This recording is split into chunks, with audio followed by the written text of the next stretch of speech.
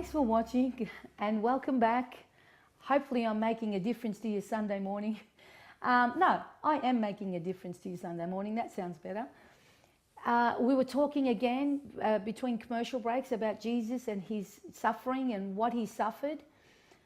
Again, let's go back to what he was. Now, the reason why we have this complete story about a father and a son that's been misconstrued or has been told by religion, especially religion, I'm honing in on religion, because religion, my friend, is a deception. I'm not going to tell you which religion is a deception. I'm not aiming at a religion. I'm aiming at the term religiosity. It's a form of godliness, but it's all empty. It's shallow. It has no foundation. You, my friend, were born to worship God. Why do you think Lucifer has done such a great job from holding back this vital information from mankind, from human race? Do you think that if you had this information, that you, my friend, would be free to worship the one that created you? You would be free to know the truth about why you were created. You would be free to know the one that loves you, which is not seen. You see, remember, we can't see God. But faith, my friend, is the reason why it's called faith. Faith is an unseen form awaiting the believer to run their race, to win. Faith is an unseen realm awaiting the person to connect to a form of belief that's behind it, that's unseen. See, if I could see this, and if I put a condition on it, the only way I'm going to believe is to see it. Well, you know what? It's going to be like everything else. I have an iPad, I see it, I believe it, but I don't use it I use it rarely. That's just an analogy.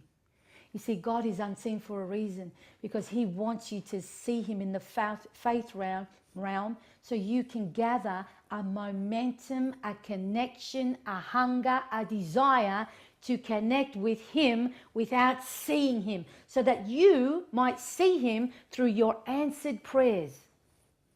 Going back to Jesus, let's go back. Here he is with 39 slashes. It says in the Bible that by the time he got to the cross, he was unrecognizable. They punched him, they bruised him. He was like the Elephant Man by then, if you know what the Elephant Man is. He was unrecognizable. He was so deformed. He was so disfigured that it was a miracle he was alive. So he's carrying his cross. Midway, a rich man says, look, he can't do this. He can't carry the cross. I'm going to carry it for him. Is it okay?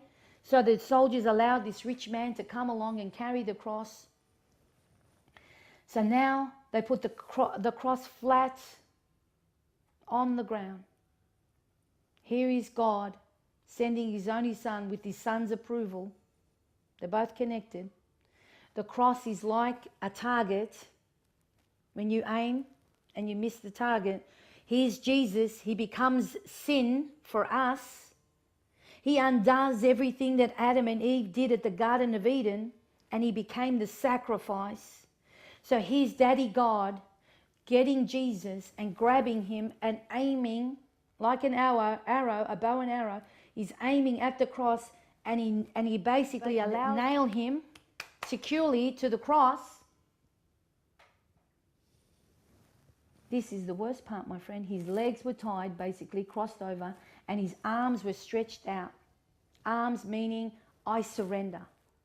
I surrender his will, his right to choose. He's basically going to the next level of where it is, his journey for the pursuit of happiness. He went to that next level, and he's no longer fighting for his life, but he became silent and surrendered his life on that cross. And it says in the Bible, now God was able to put on him every person's missing the mark, sin, on the cross. your sin, my sin, Franca's sin, John's sin, Gina's sin, Maria's sin, Patrice's sin, Emmanuel's sin. He was able then to look at Jesus and say, I'm going to put every person's sin aforetime before they're born onto Jesus. Now, so you're talking to me about, Susanna, what do you mean by sin? Well, murder and molestation and rape and all sorts of, even lying, my friend. Those little sins that you think are small, but you know what? God sees those sins as all equal. He puts them all on his Son. I'm going to tell you something that's really going to be moving. You know what was the final deal breaker for Jesus that made him give up the ghost or die? It says in the Bible that when God saw Jesus on the cross for the first time ever, like Adam and Eve, remember when they had fallen from their ranking, God was no longer able to visit them anymore because of the sin barrier. So God then, from there on, when they had sinned, he no longer visited them and had a cappuccino with them. You get me? That sin separated mankind from God until Jesus comes and gives his life on the cross.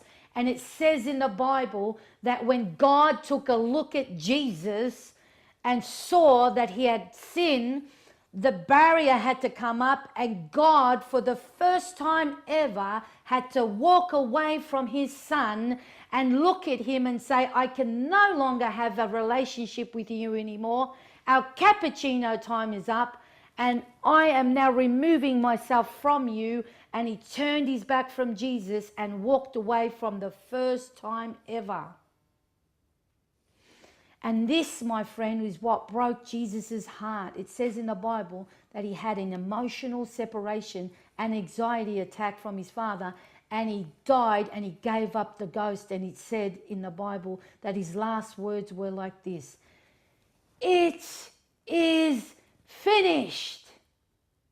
He finished his race and the pursuit of happiness, of everything that he was born to do, my friend.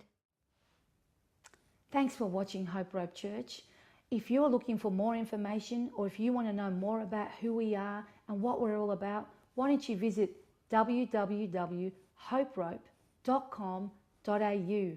I'm looking forward to hearing from you, and I'm looking forward to knowing about how you have accepted Jesus in your heart. We have the sinner's prayer on there, and if you're wanting to know more about Jesus and accepting him into your heart, visit our website, let me know, give me some feedback.